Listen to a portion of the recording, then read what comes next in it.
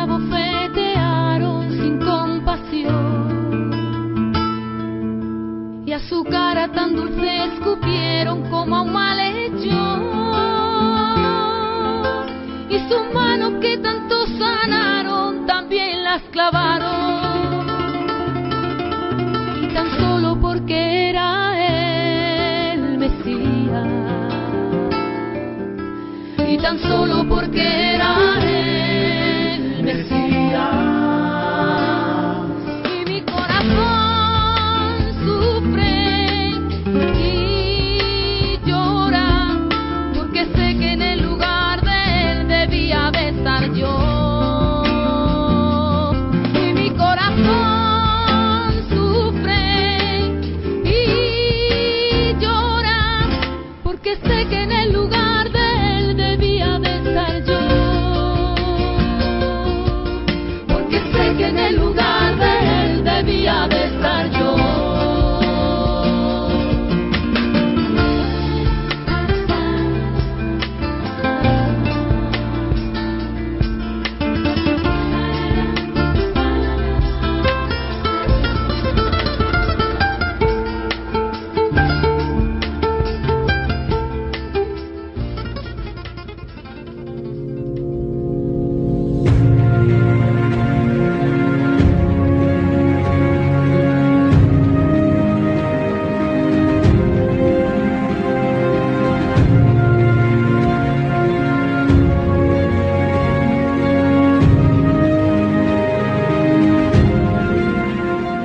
Procedimiento judicial contra Jesús de Nazaret. Se abre la sesión. Sentencias como las que veis en mis manos son las que demuestran la cantidad de injusticias que se vienen cometiendo a lo largo y a lo ancho de todos los países y de todos los tribunales y juzgados de este mundo. Esta concretamente pertenece a un hombre que debió ser jubilado por accidente de trabajo, pero sin embargo le jubilaron por enfermedad, a pesar del perjuicio tan grande que tendría, porque cobraría una pensión muchísimo más baja. Pero por favor, que nadie me malinterprete. Y digo que nadie me malinterprete porque cuando digo injusticia, no estoy hablando de injusticia en los jueces, en absoluto. Estoy hablando de injusticia en los políticos, porque son los políticos y sus gobiernos quienes cuecen las leyes en los parlamentos, y los jueces solo y exclusivamente están para que esas leyes se cumplan, aunque a veces las leyes sean injustas, como sucedió en el caso de Jesús. Y fijaros, fue injusto el juicio de Jesús porque ese juicio se celebró sin las mínimas garantías procesales que nunca deberían faltar en un juicio que quiera ser tenido o recordado como que fue un juicio justo. Pues como sabemos por la Biblia, y aquí todos nosotros conocemos la Biblia, en el juicio de Jesús faltaron testigos, faltó un abogado defensor, faltó un juez moderadamente justo, y allí lo único que había fue una pandilla de lobos hambrientos que pedían a gritos la muerte del Hijo de Dios. Por lo tanto, después de saber todo esto, es de justicia que en pleno siglo XXI hagamos, digamos, un juicio paralelo ante la opinión pública, pero esta vez con todas las garantías procesales, que nunca, insisto, deberían faltar en un juicio justo, donde habrá testigos, aquí los estáis viendo, donde habrá, insisto, un abogado defensor, un juez moderador, y donde todos vosotros los que estáis ahí, seréis el jurado que al final dictaréis la sentencia final y tendréis que decidiros qué hacer con Jesús. Porque eso es, o de eso es lo que se trata este juicio. Fijaros, lo más importante de aquel juicio, insisto, no fue la farsa de juicio que se le hizo a Jesús. En absoluto. No fue la injusticia cometida contra el Hijo de Dios. Lo más importante de aquel juicio fue una pregunta que se hizo Pilatos y que por desgracia no supo contestar ni responder, o tal vez no quiso, a pesar de lo fácil que era esa pregunta. Pilatos era un hombre curtido, era un hombre de Estado, era un hombre que estaba acostumbrado a tratar con problemas de Estado. Pero allí en Jerusalén, como no supo lidiar con el problemón que estaba trayendo la sociedad, y no supo si soltar a Jesús o condenarle, entonces fue que se hizo la pregunta, agobiado, fue que se hizo la pregunta más importante de su vida. ¿Qué voy a hacer con Jesús? Porque esa es la pregunta más importante que se hizo Pilatos y es la pregunta más importante que cualquier ser humano se puede hacer.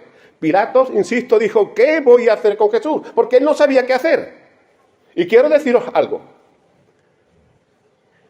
que nunca deberíais olvidar.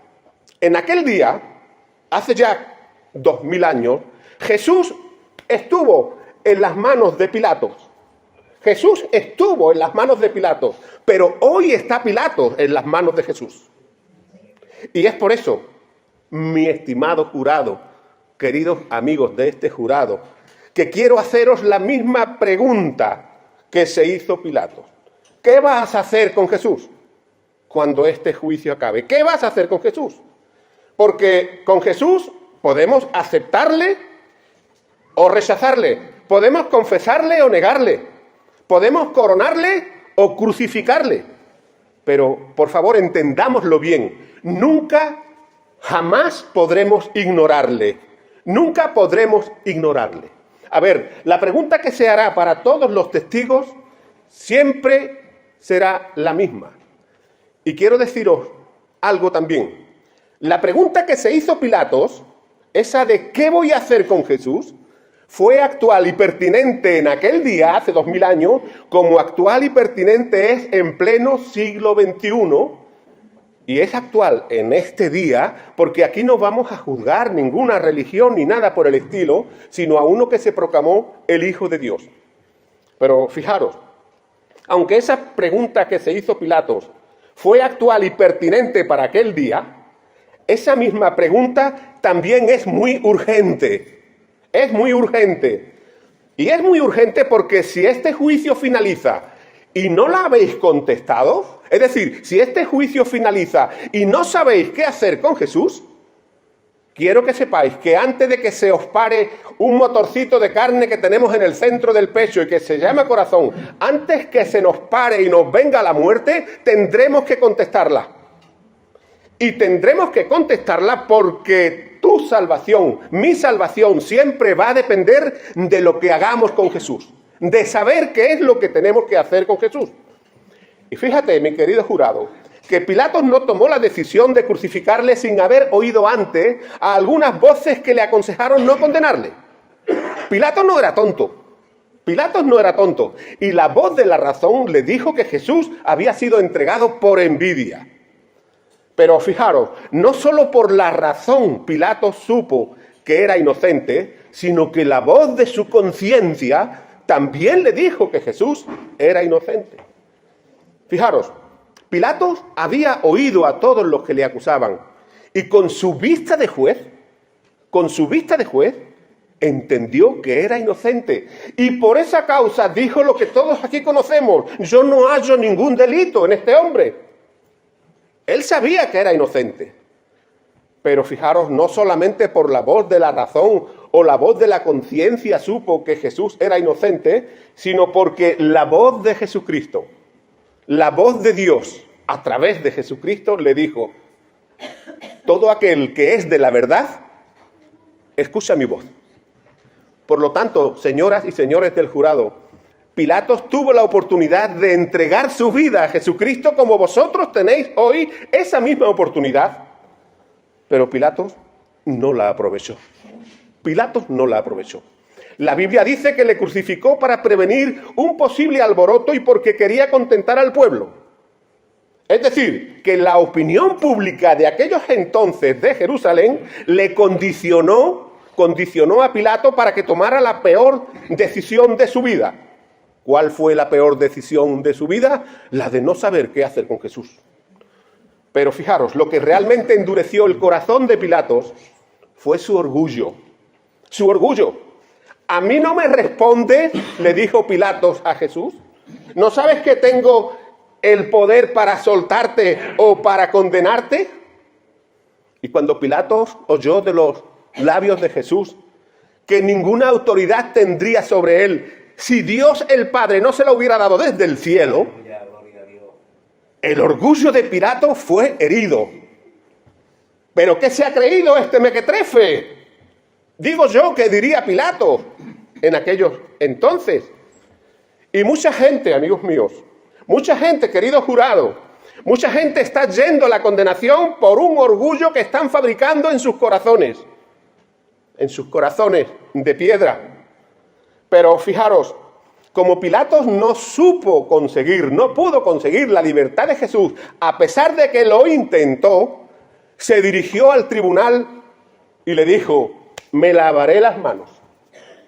Y después de una complicada ceremonia de lavatorio de manos, fue ante el tribunal, ante los fariseos que acusaban a Jesús, levantó las manos y les dijo: mira, inocente soy de la sangre, de la muerte de este justo.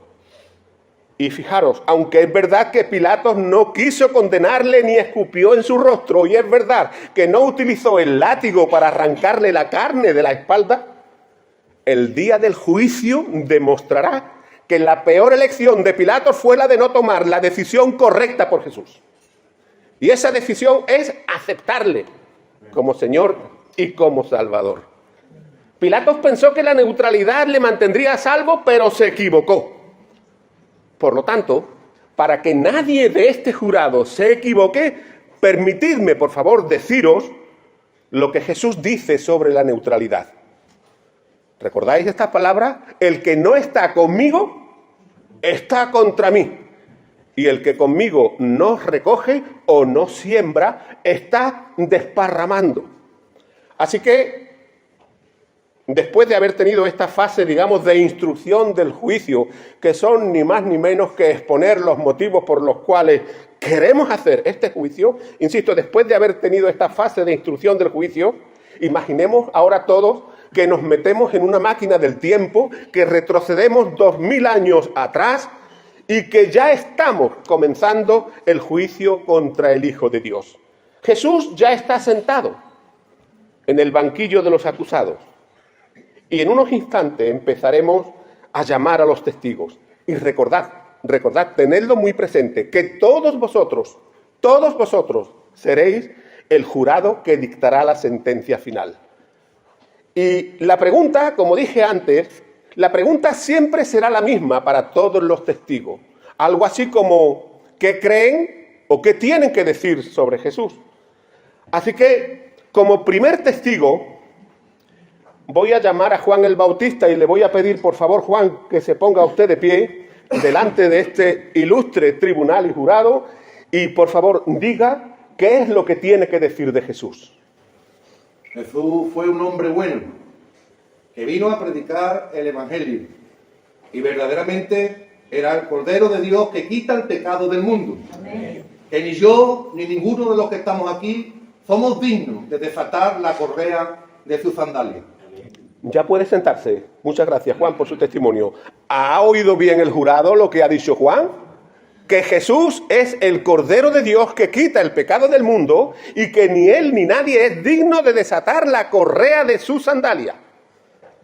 Ahora quiero llamar a uno que perdió la cabeza por seguir a Jesucristo. Pero por favor, que nadie me malinterprete porque es que no se volvió loco. Este de perder la cabeza no quiere decir que se volvió loco. Por favor, que nadie me malinterprete con eso. Le decapitaron. No se volvió loco. Perdió la cabeza porque le decapitaron por ser cristiano. Llamo al apóstol Pablo. Así que, por favor, Pablo, exactamente igual que Juan, de pie, dígale a este ilustre jurado qué tiene que decir usted sobre Jesús. De Jesús tengo que decir que su amor me enamora, me cautiva y que todo lo puedo en Cristo que me fortalece. Para mí, Jesucristo... Perdón, Señor. Gloria a Dios, aleluya. Gracias, Dios mío. El vivir es Cristo. Para mí el vivir es Cristo y el morir es ganancia. Amén. Ya puede sentarse. Gracias. Ya puede sentarse. Gracias, Pablo. Gracias. ¿Habéis oído? El amor de Cristo le cautiva y le emociona. Que para él el vivir fue Cristo y el morir es ganancia. Así que vamos a llamar al siguiente testigo. Vamos a llamar a una mujer que seguramente todos la recordaréis, que padecía de flujo de sangre, tenía pérdidas de sangre.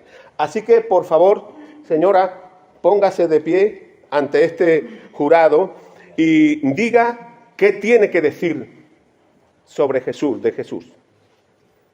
Yo me llevé 12 años padeciendo de una enfermedad de flujo de sangre.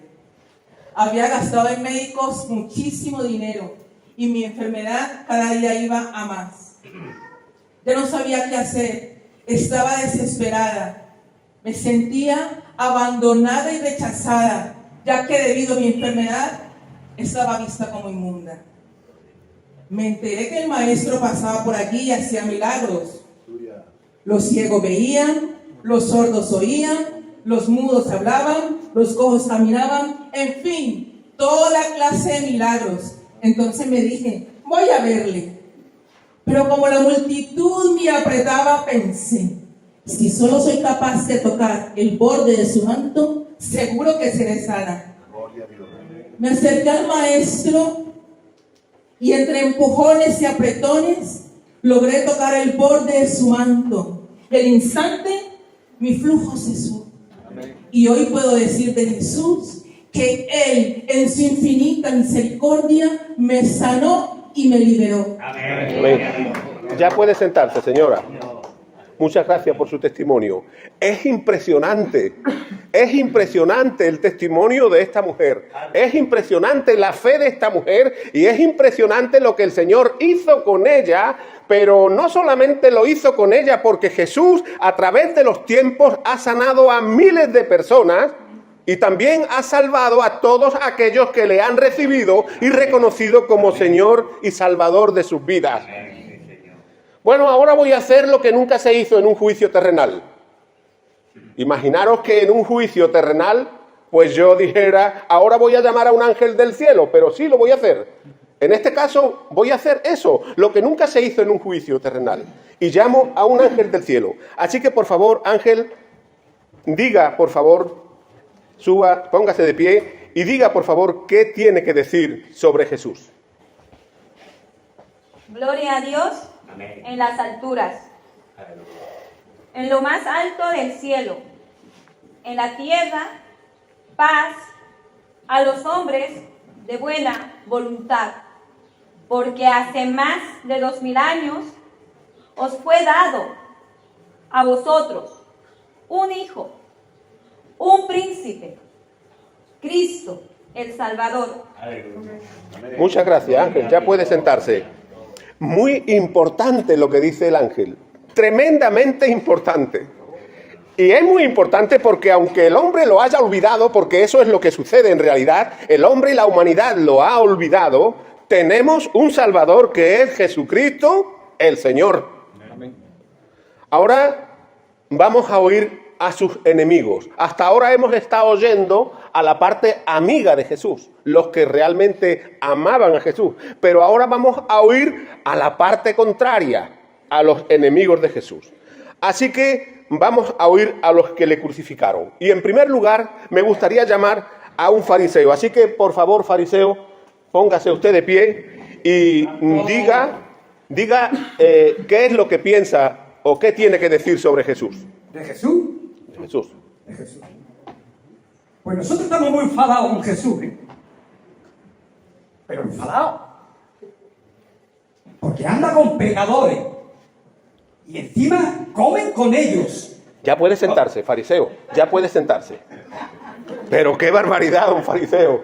¡Qué barbaridad! Es que todavía el fariseo no se enteró que Jesús no vino a buscar a los justos, a los que se tienen por buenos y santos, sino que vino a buscar a los pecadores. Ha venido a por todos nosotros. Él no vino a los justos, sino Él vino a salvar a quien se sienta pecador. Ahora quiero llamar a un apóstol que le traicionó, a Judas Iscariote. Por 30 monedas de plata le traicionó. Así que por favor, Judas, póngase de pie y diga a este tribunal qué es lo que tiene que decir sobre Jesús. Que yo he pecado traicionando al inocente. Increíble, increíble. Que él, siéntese Judas, por favor, que él ha pecado traicionando al inocente. Y fijaros, tal fue el cargo de conciencia, el cargo de remordimiento, no de arrepentimiento, sino de remordimiento, que es totalmente distinto. Insisto, tal fue el cargo de conciencia que tuvo este hombre que se ahorcó. Bueno, pues ahora voy a llamar al centurión romano que le crucificó. Así que, por favor, centurión, póngase de pie y diga, acérquese un poquito el micro ahí, y diga a este tribunal, a este jurado, qué es lo que tiene que decir sobre Jesús. Bueno, a mí me impactó el silencio de Jesús cuando íbamos a crucificarle. Desde Jerusalén hasta el Gólgota, no abrió su boca. Mientras los dos malhechores iban maldiciendo a Herodes, a Pilato y a todo el mundo, pero él no abrió su boca. Era como si aquellos momentos estuviera dentro de sus planes. Y cuando poco antes de morir dijo, Padre, perdónales, porque no saben lo que hacen. En ese mismo momento mi corazón se quebrantó y entonces dije, verdaderamente este hombre es el Hijo de Dios. Muchas gracias, centurión, ya puede sentarse. Es impresionante lo que dice el centurión, que le impactó el silencio de Jesús. La Biblia dice que como cordero al matadero fue llevado delante de sus asesinos y no abrió su boca. Que le impactó el silencio de Jesús mientras que iba desde Jerusalén al Gólgota. Y cuando desde la cruz oyó decir a Jesús, Padre, perdónalos porque no saben lo que hacen, su alma se partió, su corazón se quebrantó y entonces no pudo más que decir, realmente este es el Hijo de Dios. Ahora quiero llamar a la esposa de Pilatos. Así que, por favor, señora, levántese, póngase de pie y, por favor, diga lo que tenga que decir sobre Jesús. La noche antes del juicio intenté convencer a Pilato, mi marido, y le dije que no tuviera nada que ver con Jesús, que no lo condenara, que Jesús era santo, inocente y justo. Jesús no merecía morir.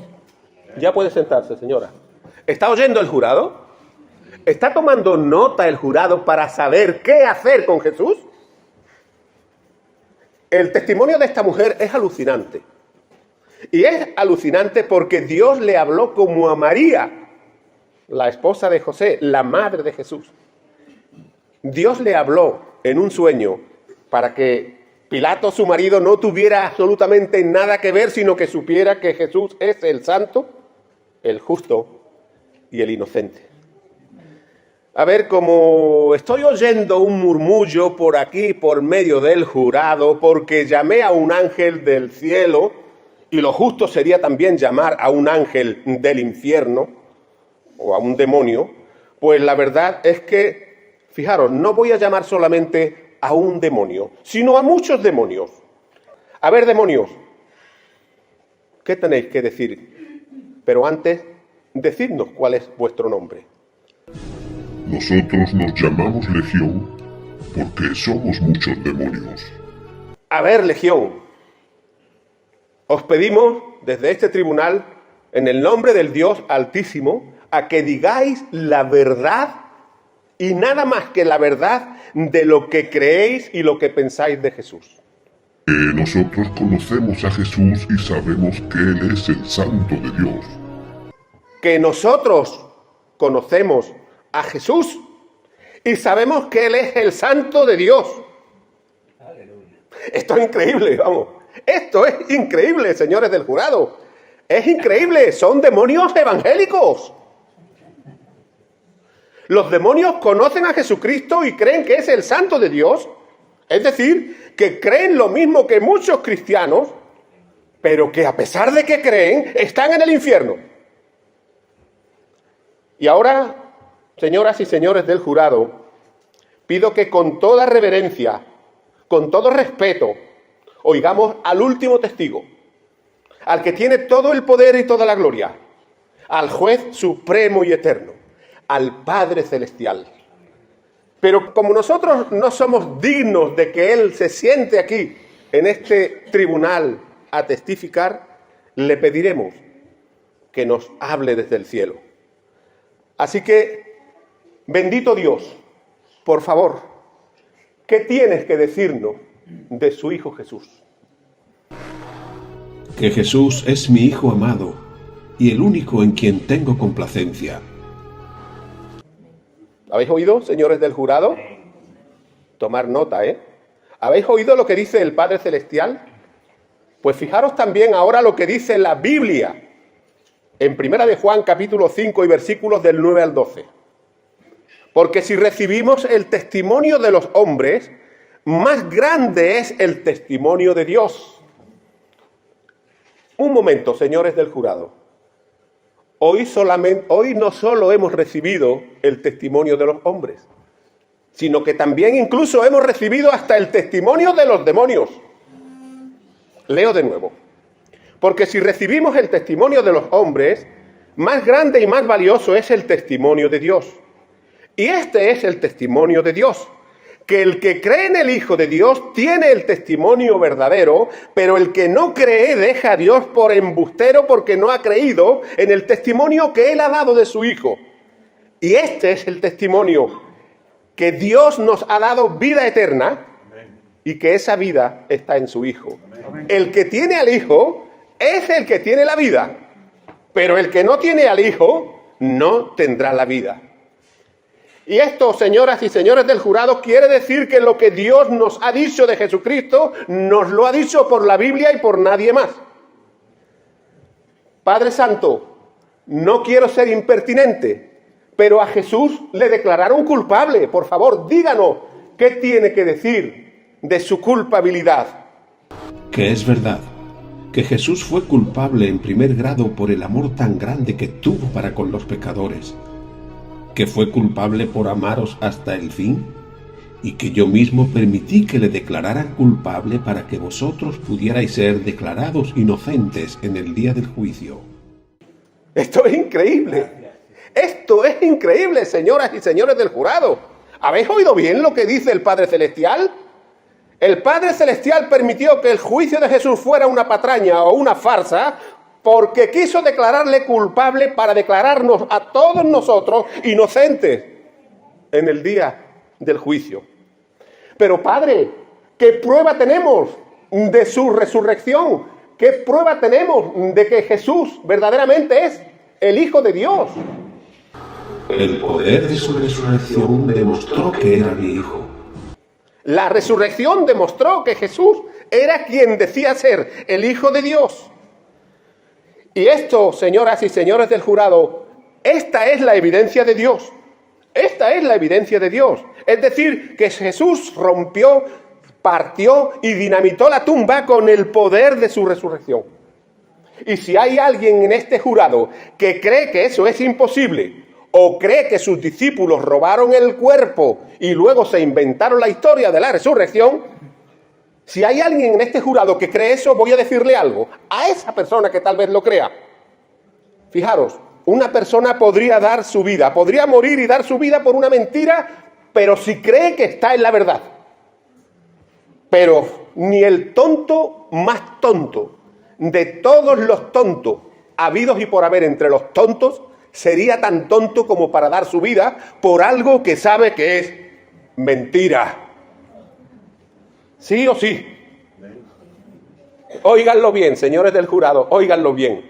La mayoría de los discípulos de Jesús dieron sus vidas como mártires y derramando su sangre. Es decir, que todos los discípulos de Cristo del primer siglo y de los siglos posteriores sellaron sus testimonios con sangre. Y miles de cristianos un poquito más hacia nuestros días, como por ejemplo en esa mal llamada Santa Inquisición, que tal vez se llamara santa, pero que de santa no tenía nada, miles de cristianos prefirieron ir a la hoguera antes de rechazar a Jesús. ¿Sabéis por qué? Pues porque tuvieron una experiencia real y verdadera con el Cristo resucitado y no con una religión. Quiero deciros algo. Si alguien de este jurado llegara a tener una experiencia real y verdadera con Jesucristo, nunca podrá callarse. Nunca podrá callarse. Y nunca podrá callarse porque Jesucristo no fue un maestrillo de 3 al cuarto, ni un cantamañanas. Él dijo que era el pan de vida y lo demostró dando de comer a más de 5.000 personas. Él dijo que era la luz del mundo y lo demostró dando la vista a los ciegos y alumbrando vidas destrozadas por el pecado. Él dijo que era la resurrección y la vida y lo demostró resucitando a Lázaro, al hijo de la viuda de Naín, y hasta él mismo resucitó con poder de entre los muertos. Y todo esto es así, estimado jurado, porque Jesús no vino a fundar o a inventar una nueva religión como inventaron, por ejemplo, el mormonismo, el catolicismo, el protestantismo, el evangelismo o cualquier otro ismo. Jesucristo no vino a inventar ninguna religión, sino que Él vino para abrir el único camino a Dios. Jesús no vino a fundar una religión, sino que vino para que las personas, para que todas las personas, de una vez por todas, pudiéramos ser y estar llenas de lo que verdaderamente teníamos necesidad, de Dios y no de una religión. Nunca olvides esto, estimado jurado, nunca lo olvides. El que digas que conoces a Jesús y creas que es el santo de Dios o que asistas a una iglesia no significa ni que seas cristiano ni que tengas vida eterna. Porque como hemos visto, los demonios creen exactamente lo mismo pero están en el infierno. Quiero recordaros algo que nunca deberíais olvidar. Hoy Jesús está en tus manos. Hoy Jesús está en tus manos. Pero cuando la muerte te atrape, es decir, cuando ese motorcito de carne se nos pare y nos encontremos con la realidad de nuestra vida, todos estaremos en las manos de Jesús. Todos estaremos en las manos de Jesús. Y si fuimos como Pilatos y no supimos qué hacer con Jesús, entonces Él nos dirá en aquel día, Él nos mirará a los ojos y nos dirá, ¿y ahora qué voy a hacer yo contigo? ¿Ahora qué voy a hacer yo contigo? Insisto, señores del jurado, hoy Jesús está en tus manos, pero en el día del juicio tú estarás en las manos de Jesús. Por lo tanto, ¿qué deberías hacer con Jesús ahora? Porque puedes coronarle o crucificarle. Puedes aceptarle o rechazarle. O puedes confesarle o negarle. Pero entiéndelo bien, nunca podrás ignorarle. Y nunca podrás ignorarle porque hoy estás cara a cara, aquí estás cara a cara ante quien no se puede eludir ni se puede ignorar. Hoy estás cara a cara con Jesucristo. Hace un momentito me pasó un miembro del jurado un papelito con el veredicto y declara que Jesús es el Santo Hijo de Dios, el Salvador del mundo. ¡Gloria a Dios! Por eso que ha declarado el jurado. Y ya, estimado jurado, este juicio va a finalizar en 3 minutos o 4. No va a tardar más. Y todos vamos a salir de aquí, de este Palacio de Justicia. Dentro de 3 o 4 minutos todos vamos a salir de este Palacio de Justicia. Pero algunos saldrán sobre la sangre de Jesús y pisoteando su sangre, y otros saldrán bajo la sangre de su perdón. Por lo tanto, te ruego que no intentes eludir la decisión más importante de tu vida con una trampa parecida a la que utilizó Pilatos, porque nunca te funcionará. La Biblia dice que hoy es el día aceptable y que hoy es el día de salvación. Amén. Pero también dice que si oyes hoy la voz de Dios, que no endurezcas tu corazón. Ahora, ¿sabéis por qué la Biblia dice que hoy es el mejor día, el día aceptable, que hoy es el mejor día para recibir la salvación? Pues escúchalo bien. Hoy es el mejor día de tu salvación porque el pasado no existe. El pasado pasó, murió y ya no volverá. Hoy es el mejor día de tu salvación porque el futuro es incierto y nadie lo conoce y ni vosotros ni yo sabemos si mañana veremos la luz del sol. Hoy es el día de tu salvación porque si el pasado pasó y el futuro es incierto y nadie lo conoce, el presente, es decir, el hoy, el aquí y el ahora, es lo único que tienes. Eso es lo único que tenemos. El hoy, el aquí y el ahora es lo único que conocemos. Por lo tanto, hoy aquí y ahora, es el mejor momento para que recibas la salvación tal como está en Jesucristo, contestando la pregunta que no supo o no quiso contestar Pilato. Así que, estimado jurado, vuelvo a hacerte esa pregunta que se hizo Pilato. ¿Qué vas a hacer con Jesús? ¿Qué vas a hacer con Jesús? Quiero insistirte en esto, que lo más importante de aquel juicio no fue la injusticia cometida contra el Hijo de Dios, porque así el Padre lo había determinado en la eternidad, incluso antes de crear el mundo. Lo más importante de haber celebrado este juicio es saber si todos los que estamos en este tribunal hemos sabido contestar la pregunta que Pilatos no quiso o no supo contestar. Es decir, si sabemos qué es lo que debemos hacer con Jesús y si lo hemos hecho. Te recuerdo que la Biblia dice que hoy es el día aceptable y que hoy es el día de tu salvación. Y que si escuchas hoy la voz, no de un simple predicador o un simple abogado o un simple moderador, no. Si escuchas la voz de Dios, no endurezcas tu corazón. Por lo tanto, quiero decirte algo y medítalo muy bien. Si Dios te ha revelado hoy, lo que tienes que hacer con Jesús, porque tal vez nunca lo hayas hecho, por favor, no lo retrases más.